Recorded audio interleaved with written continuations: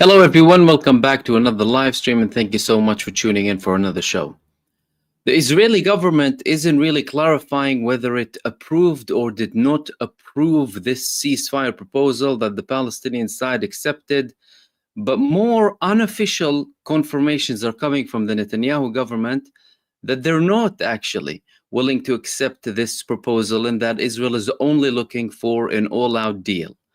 In the meantime, Steve Witkoff today said that they're looking to finish all of the conflict, so Israel and Gaza, Ukraine and Russia, and the issue that they have with Iran up until the end of the year. So we're moving from days to weeks to months to the end of the year. Donald Trump, although he made a statement several days back, contrary to what Steve Witkoff just said now, when he told people that we're looking to end everything in Gaza in the next 2 to 3 weeks. What's happening and what's Benjamin Netanyahu doing, and what is the Palestinian resistance doing? We're going to begin with the Palestinian resistance today. The Palestinian resistance carried out multiple ambushes in the past month and a half, and now they're publishing more footage of this action that they're conducting. One of these ambushes, and I'll post all of the video with you shortly, was conducted in an area called Beit Hanun, which is the closest point to the Israeli borders, just next to the Erez checkpoint. It's called where Israel goes in to the Gaza Strip from the northern part of Gaza. How did the Palestinian resistance conduct this attack, and how did they manage to kill at least 5 Israeli terrorists in this attack? You're going to see in this video and in a couple of other compilations that they just recently released. We're going to begin with the first video, and in this video you will see, because some of the wordings are in Arabic, you're going to see footage from the Palestinian resistance describing the ambush as the first group of Israeli terrorists come towards that area. An explosion happens, more Israeli terrorists come, and they carry out another attack against them, alongside other compilations that I will be publishing and releasing, sharing with you shortly. They will also have snippets of grayscale footage coming from the Israeli side, something that they released earlier on. So that in that clip, you will see what the Israelis have been doing. Let's have a look at this whole video, and I will share my views with you on it after we watch it together.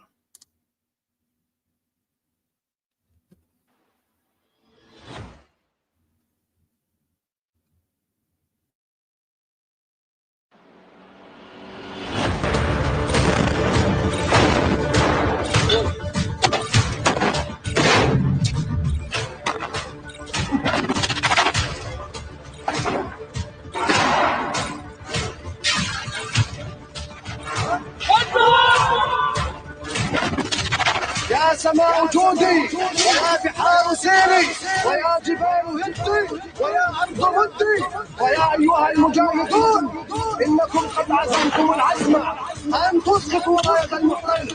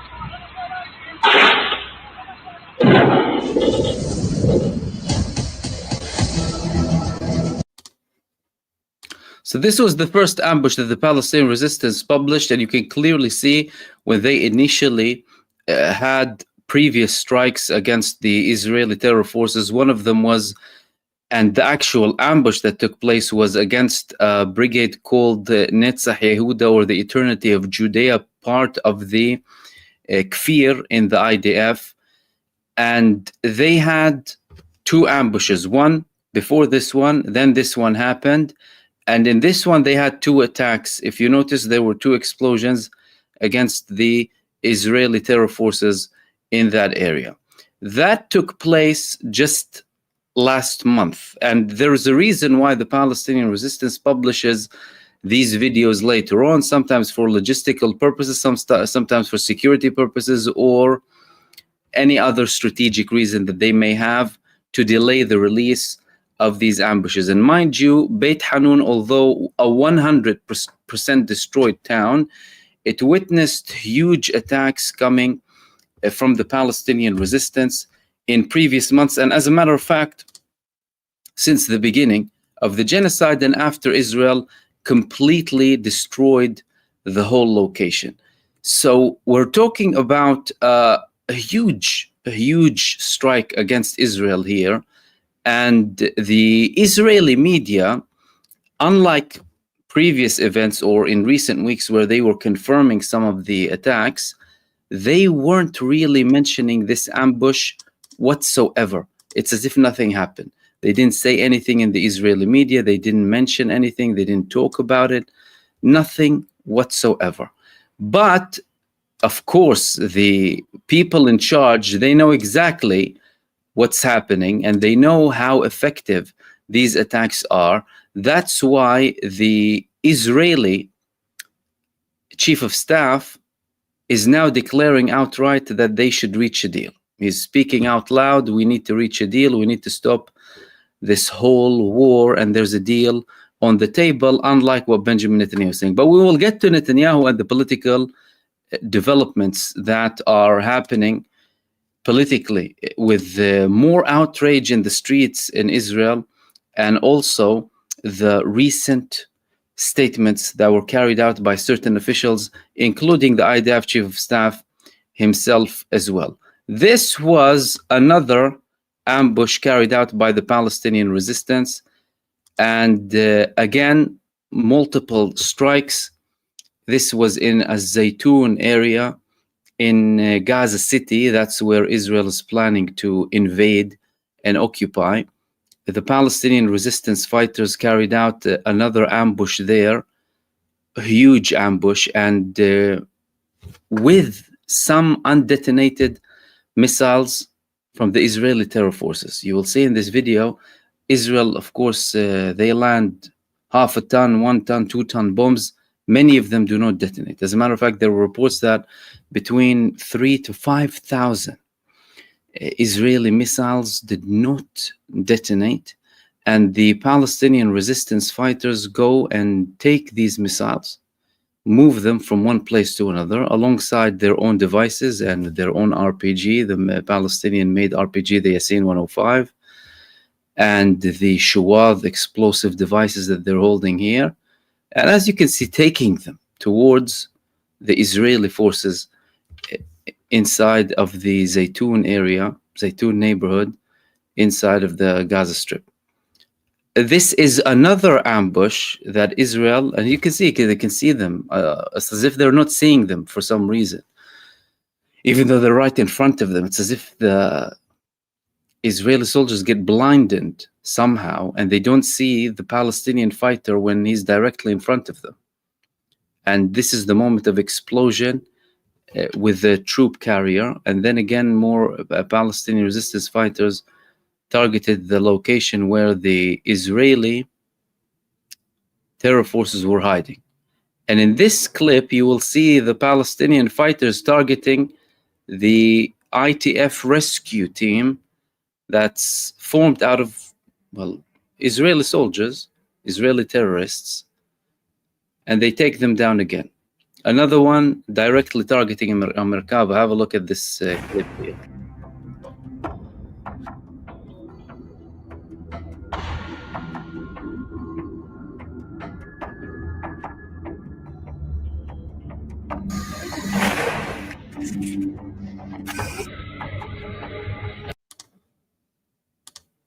So you can clearly see, as if, again,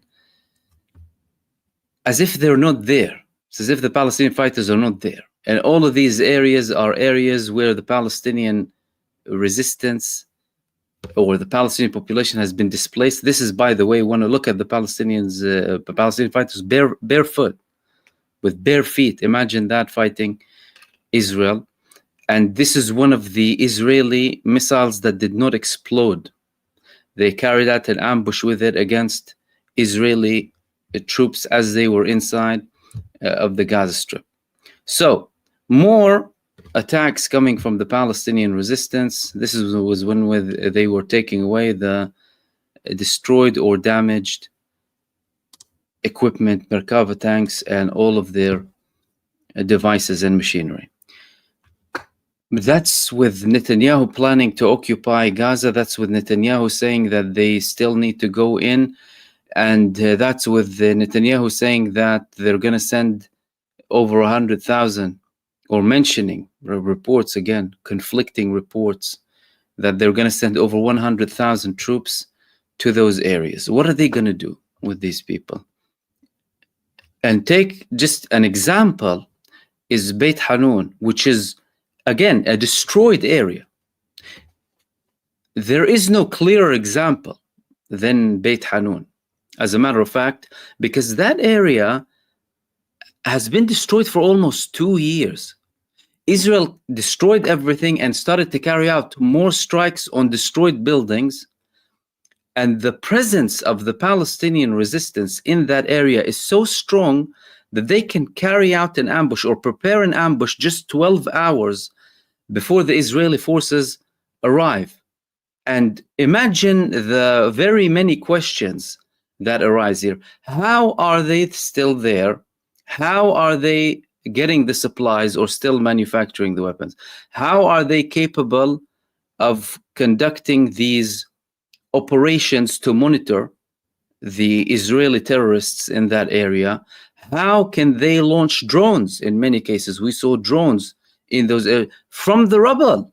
From the rubble, there are so many things that are beyond anyone's imagination. I mean, the Israelis themselves, they don't really understand how these things are happening, and the only way they deal with it in the most of the time is by ignoring it.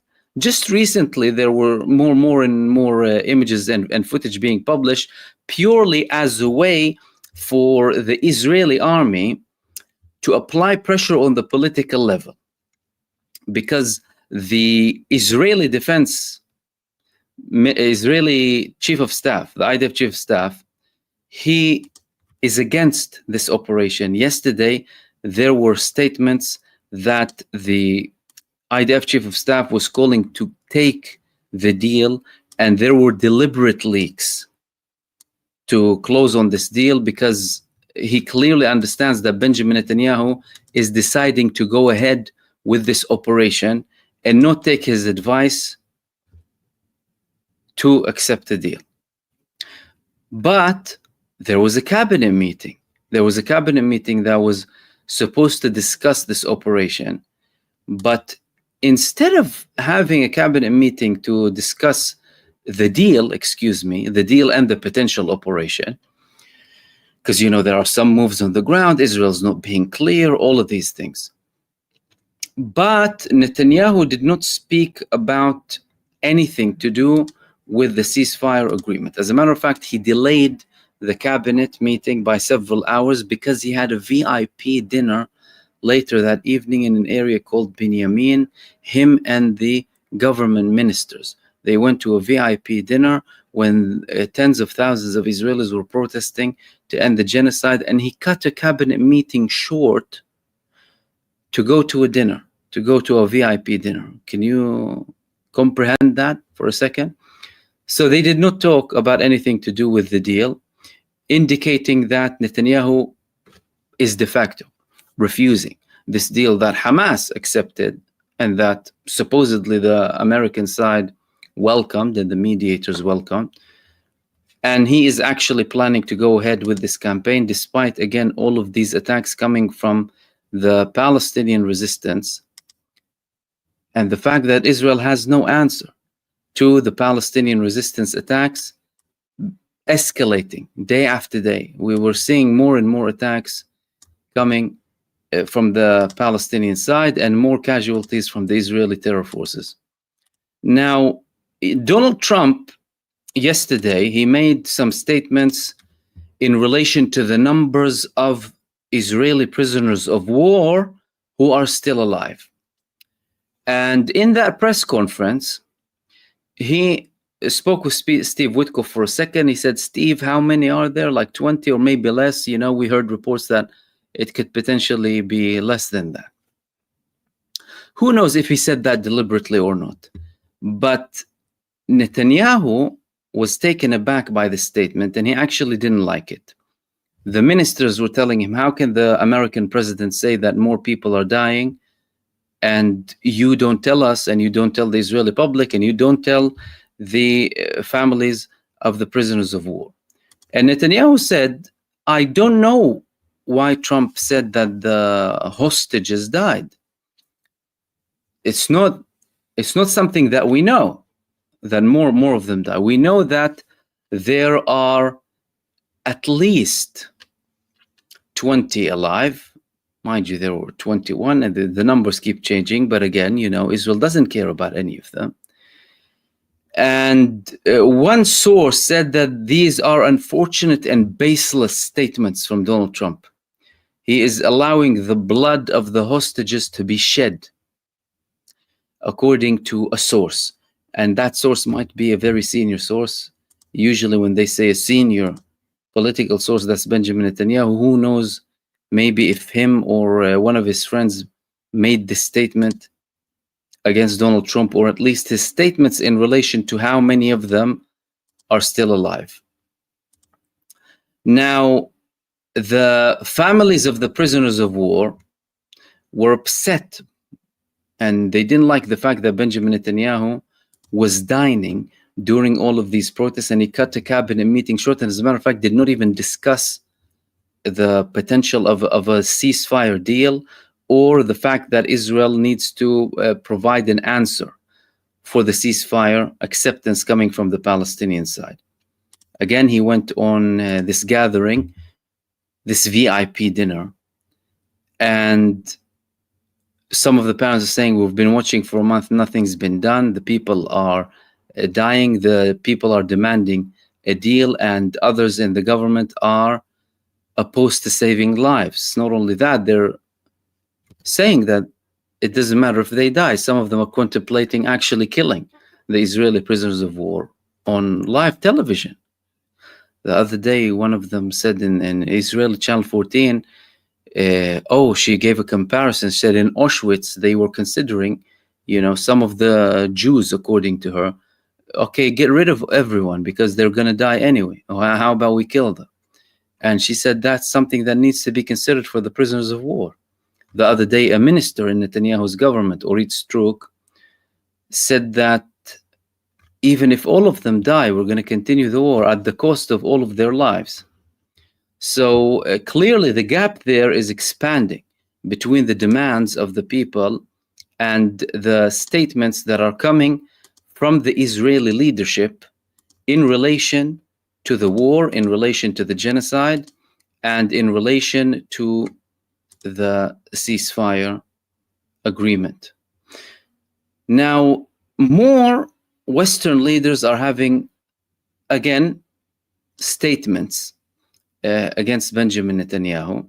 I mean, if you call that against, but hey, you know, the tone is changing slightly. But the recent letter that Macron sent to Benjamin Netanyahu hit something, and it hit something sensitive. He said that the actions of Israel and its government are risking escalating or increasing anti-Semitism. Netanyahu always cries about anti-Semitism, despite the fact, that this whole term is totally flawed. But Netanyahu has been always saying that. Now Macron is saying, well, if you are going to continue with these policies now, your actions will be increasing anti-Semitism. Your ministers, everyone. And I mean, isn't that like obvious anyway? His ministers and him, they bring religious statements. They speak in the name of Judaism 24/7.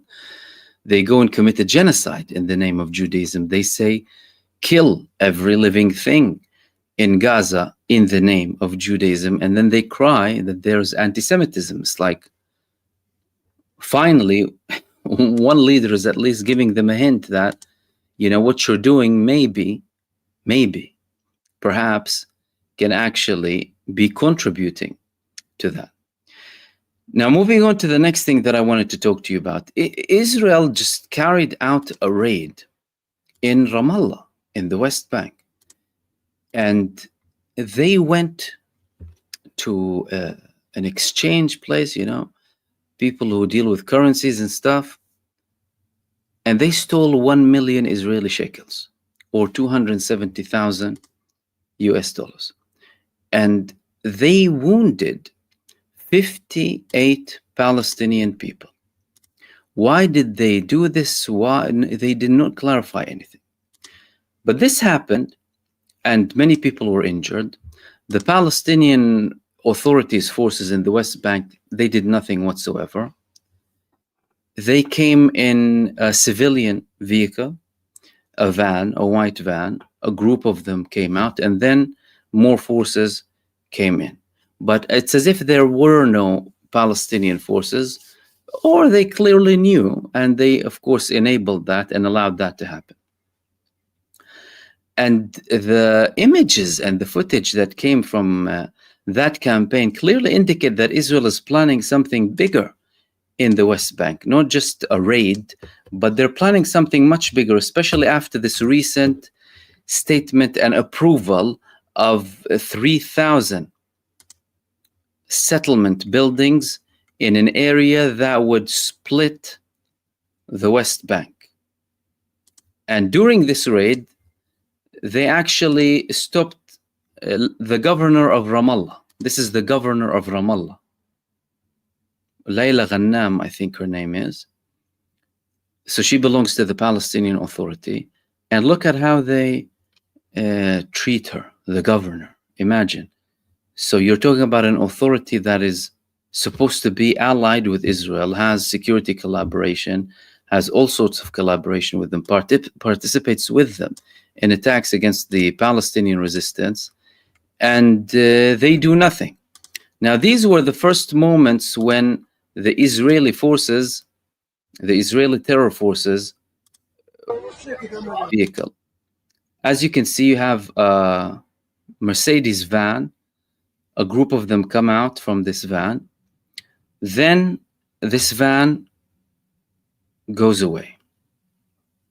But after that, more forces come, and they start having clashes with some of the civilians over there. Again, wounding some of them, targeting some of them too. But with a complete non-existent position from the Palestinian Authority. These were more images of the clashes between, more footage of the clashes between the Israeli forces and the Palestinian people. This is Ramallah. This is considered to be the hub of the West Bank, where the government buildings are, the senior leadership is, the Israelis are roaming around freely, no obstruction whatsoever. They're threatening the civilians, wounding them, stun grenades, again 58 wounded, and looting. Like this exchange place, they didn't even say why they raided the place. They did not even say anything. And this was the video, by the way, when they targeted the governor of Ramallah. Her name is Layla Ghanem. I talk about collaboration and what that gets you. Full collaboration and calls to disarm and blaming the resistance and all of that. And this is how they treat them. And this is how they treat their leadership. Ban them from moving, arresting them, humiliating them publicly. That's the Palestinian Authority for you. So what did they exactly do? They went to a currency exchange shop and they proudly videoed themselves looting all of the money from that place, again, without saying anything.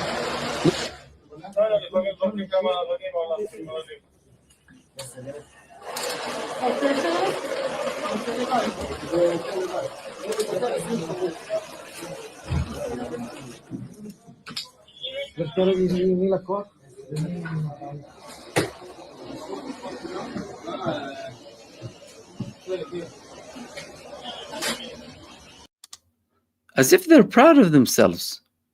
They're recording themselves freely, and it could be just a case of a few people wanting some money and going and stealing an exchange place, as simple as that. No answer, but this clearly shows you what the plans are for the West Bank. More approval, plans to displace tens of thousands from Jenin. We already have 55,000 displaced, by the way. All of the attacks are continuing on a daily basis. And also, they said recently that it's not only the West Bank, but also the East Bank too. So basically Jordanian territories. Now, the envoy to Lebanon, Barak, he went to Lebanon. He's the envoy to Lebanon and Syria. He's trying to reach a deal between Lebanon and Israel and Syria too. And he had a press conference. And in that press conference, he made some statements, and I'll let you have a look at those statements, which clearly show you the arrogant approach of Western leaders towards the Arab and Muslim countries. Let's have a look and hear what Tom Barak said. Hello. Okay, wait. We're going to have a different set of rules, right? Please be quiet for a moment. And I want to tell you something. The moment that this starts becoming chaotic, like animalistic, we're gone. So you want to know what's happening, act civilized, act kind, act tolerant, because this is the problem with what's happening in the region. The moment this becomes chaotic, the moment this becomes animalistic, listen, speak in a civilized manner. Wasn't there an honorable journalist in that room? Wasn't there an honorable journalist like Muntadhir al-Zaidi? Do you remember Muntadhir al-Zaidi? In case you don't remember Muntadhir al-Zaidi, he's the journalist that did this.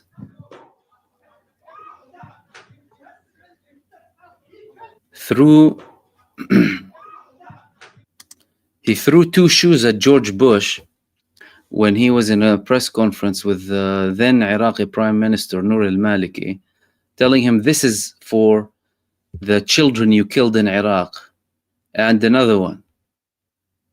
And to be fair, I mean, Bush dodged the shoes, right? But you understand what I'm saying? Wasn't there no one in that room to say a word? Why were they so silent?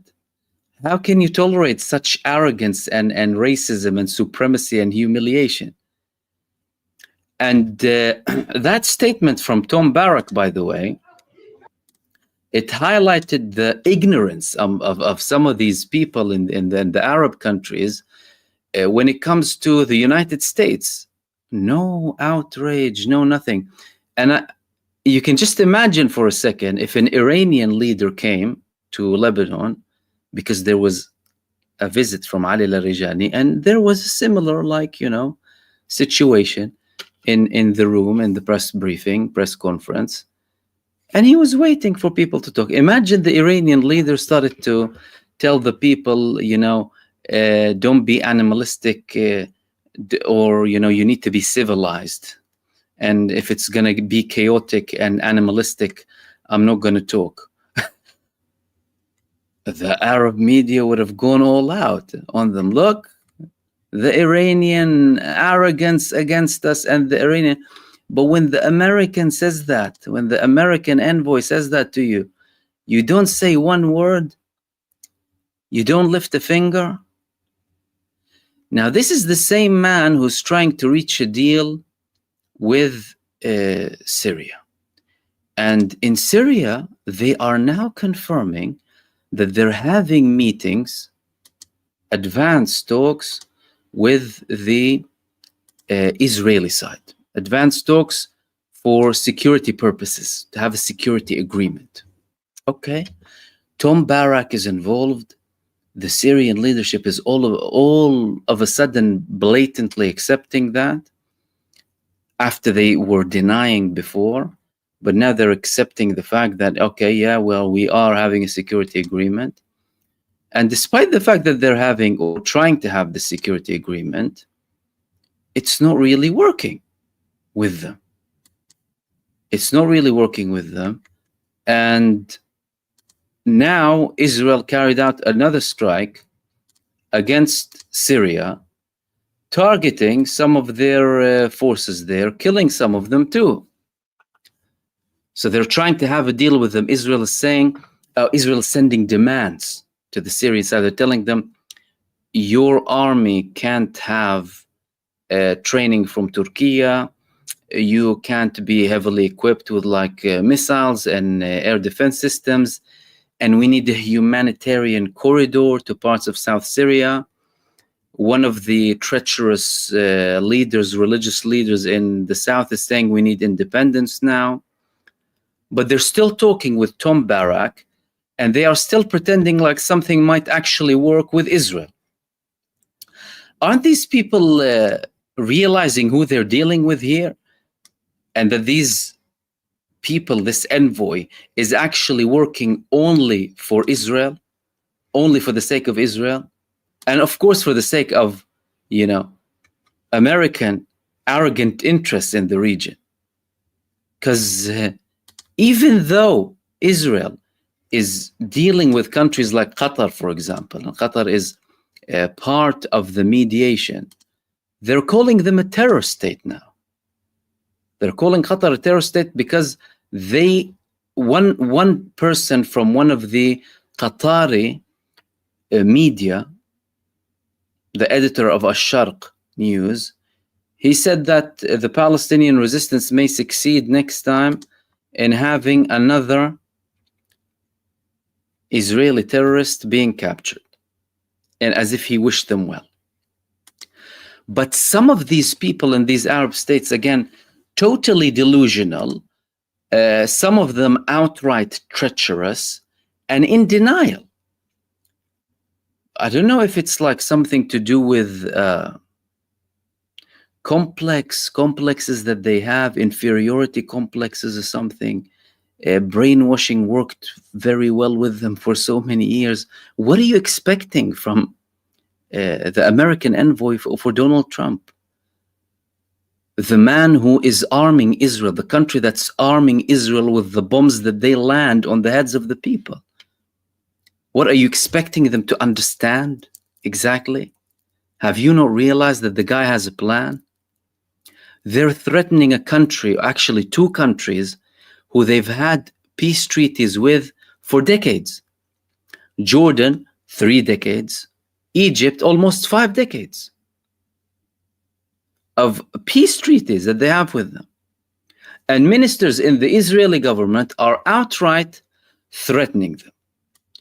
But unlike these countries, Yemen they declared that they went into a new phase now. They published some of their articles recently in their official website saying that we're in a new phase of confrontation with the enemy. You saw Israel carrying out this attack against Yemen that was a repeated attack, by the way. Most of the attacks that Israel carried out in Yemen were against the same targets. They don't have a bank of targets. They just target oil fields, the airport, the port, some official buildings. They kill civilians, and that's it. They have no answer. Something that will cause a big fire, something that will show the people, oh, look, oh my goodness, this is a huge bomb because they landed it on a place that will cause fire. And the Yemenis realize that very well. But they're saying that this is going to escalate even more. Israel got upset because they launched this multi-warhead, this cluster missile on Israel, and they faced lots of trouble taking down anything from this missile. And the technology that Ansarullah is using is very in line with what Iran sent on Israel. And mind you, Iran and also Yemen now, they used some of the older kind of generation missiles. So there's still more to come, and Iran has been confirming that. But that's clear technology coming from Iran here. And the Yemenis are outright saying, we're proud of being supported by Iran, but we also develop our own weapons, and that's only going to escalate. That's something that the Israelis are now talking about too. For example, more articles are being released now in Israel about the fact that the attacks that Israel is conducting against Yemen, and one of them was just published today, all of these attacks are symbolic. We're not having any sort of real damage against these people, and we need to shift strategy. Israel's symbolic strikes on Houthi sites fall short of shifting the battlefield reality. Houthis boast of escalating drone and missile strikes, while Israel hits abandoned sites in a limited response. You see, even the Israelis are confirming that they're hitting abandoned sites or having repeated attacks on the same area. And this column is here saying only decisive targeted action against the Iran-backed rebel group's leadership can shift momentum and contain the mounting threat. Even if they go ahead and conduct this attack against the leadership, that's not going to do anything, because it's the people who they're dealing with. So the leadership is a representation of the people, like what a democracy should really look like. You know, I always say Yemen is one of the most democratic countries on earth.